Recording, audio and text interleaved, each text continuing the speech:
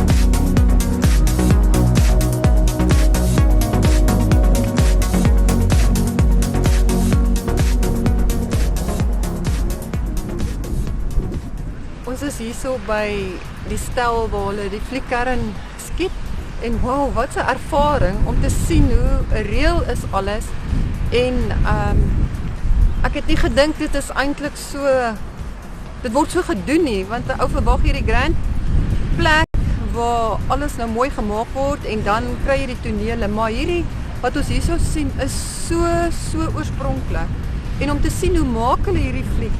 Ons sit nou daar binnekant waar hulle die goed dophou, ek weet nou nie wat noem jy dit nie, maar dis net amazing om te sien hoeveel keer word een toneel oorgeskiet en weer verander van elke hoek af en om net alles te sien agter die skerms en die mense te sien, dit is wonderlik. Ons het nou vandag vir Regard hier ontmoet en om te sien hoe word hierdie goed gehanteer is vir ons 'n ervaring wat ek seker nie gou weer gaan hê nie, maar dit is net wow.